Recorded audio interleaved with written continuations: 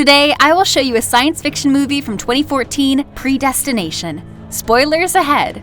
The movie begins with a temporal agent seeking to catch the famed terrorist known as the Fizzle Bomber, who put a bomb in a building with the intent of killing hundreds of people. The agent is successful in containing the device, but he suffers terrible injuries when his face is partially exposed to the following explosion. The Fizzle Bomber escapes, and the temporal agent retreats to his timeline in the future, with the assistance of an unknown person using Coordinate Transformer Field Kit, a time machine. Returning to 1992, the agent arises to find that he has had facial surgery to save his life. Doctors grafted on new skin and rebuilt the agent's face and throat, which had been severely wounded. During this time, it's revealed that the agent works for a strange organization known as the Temporal Bureau, which sends temporal agents through time in order to avoid major crimes that would cost countless lives, and that the Fizzle Bomber is the only criminal to elude them thus far. The Fizzle Bomber is also responsible for killing 11,000 people in New York in March 1975. Once the agent has been healed, he is assigned a final mission before being decommissioned from the agency. The spy accepts the mission, travels back in time to 1970 using his Coordinate Transformer Field Kit, dressed as a violin case, and works as a bartender in New York. The bartender appears to be waiting for a specific customer with whom he begins speaking. This customer, a guy, is known as the Unmarried Mother because he writes confession magazines, many of which are probably written from the perspective of a single unmarried mother. When the unmarried mother and the bartender start talking, the unmarried mother bets a bottle of vodka that his narrative will shock or surprise the bartender. The bartender accepts, and the unmarried mother informs him about his background. According to the unmarried mother, he was previously a girl who was taken into an orphanage on September 13, 1945, when she was abandoned at the orphanage's doorstep. One of the orphanage staff gave her the name Jane. The unmarried mother recalls events from his childhood, stating that he envied youngsters with parents and thought he was unusual in some way. He also claims to be gifted and highly competent in all scientific subjects, as well as physically powerful enough to fight boys. The unmarried mother explains to the bartender that she wished to enter the Space Corps to help and serve astronauts in orbit, since she wanted to go to outer space herself and even enrolled. Jane performed admirably in all the Space Corps examinations, but she was rejected during the recruitment process because doctors discovered a medical abnormality during her physical, showing that Jane has an intersex condition, in which he or she has two sets of sex organs, male and female. However, the physicians do not inform Jane of this, and she attempts to carry on with her life. Jane finally enrolls in night classes in Cleveland to improve her demeanor and charm, but on her walk home on April 3, 1963, she runs into a stranger. The two begin communicating and quickly form a connection. The unmarried mother tells the bartender that the two fell in love and that she thought she had found the only person she genuinely cared about, but the stranger eventually left Jane and never returned. Jane is emotionally distraught when she is approached by Mr. Robertson, who is mistaken for one of the Space Corps' recruiting officers, and tells her that he actually works for a different organization that could use someone with her intelligence and physical abilities, and offers her a chance to join. Jane is set to accept his proposal when she becomes pregnant as a result of her relationship with the stranger. Jane eventually gives birth to a baby girl, but the baby must be removed via C-section. One of the doctors who did the surgery then tells Jane that they had to surgically remove her female reproductive organs during the operation, but because they discovered male sex organs intact, they medically reassembled Jane into a man. An unknown stranger kidnaps Jane's child. With additional operations, Jane is totally recreated as a man.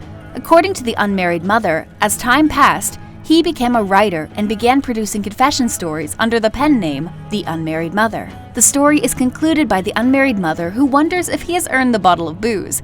The bartender almost hands him the bottle, but suddenly discloses that he is familiar with the unmarried mother's new male name, John, as well as other aspects of John's life. Jane's John eventually follows the bartender into the bar's safe basement. The bartender informs John that he works for Mr. Robertson and that the organization referred to by Mr. Robertson is the Temporal Bureau. The bartender then offers John the opportunity to kill the man who ruined his life with no consequences if he accepts to be recruited into the Temporal Bureau thereafter. They fly back in time to April 3, 1963, in Cleveland, Ohio, and John accepts. The bartender gives John a gun and tells him where and when to find the man who seduced, impregnated, and deserted Jane. When John arrives at Cleveland College, he meets Jane, his younger female self, while the bartender/temporal agent watches from a distance and finally uses his time capsule to travel into the future. The agent ends up in the same building in New York as he did at the start of the film, only he arrives a few minutes sooner to stop the fizzle bomber. He spots the fizzle bomber and battles him, but is knocked out in the process. He then awakens to the sound of an explosion and gunshots, realizing that his former self from the beginning of the film has been injured and that he was unable to stop the bomber. He is shown to be the one who assists his past self in reaching his time machine and returning to the Temporal Bureau in 1992. The temporal agent travels back in time to March 1964, where he meets with Robertson. The agent was able to extract evidence from the fizzle bomber's explosive and deliver it over to Robertson. It is shown that Robertson and the agent are conversing in the hospital ward where Jane's child is born.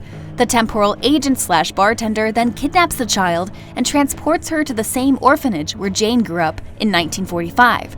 The temporal agent quickly returns in 1963 to rescue John and confesses his goal and why he arranged for John and Jane to meet.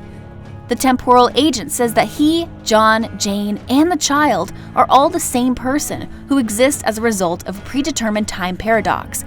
He informs John that he required John's presence in order for Jane to become pregnant and give birth to a child who would someday grow up to be them. None of them would exist if the time agent had not taken the infant and transported her back to 1945, or if he had not set up John and Jane. John expresses his reluctance to leave Jane, but the temporal agent urges on it. In 1985, the time agent delivers the unmarried mother, John, to the Temporal Bureau to assure his own survival so that he can prevent future crimes, and is decommissioned. Robertson also provides the temporal agent with a file containing new leads gleaned from the evidence he provided to Robertson.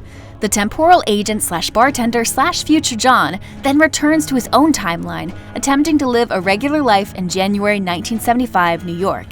He then attempts to deactivate his time machine, but it meets an issue and fails to do so effectively.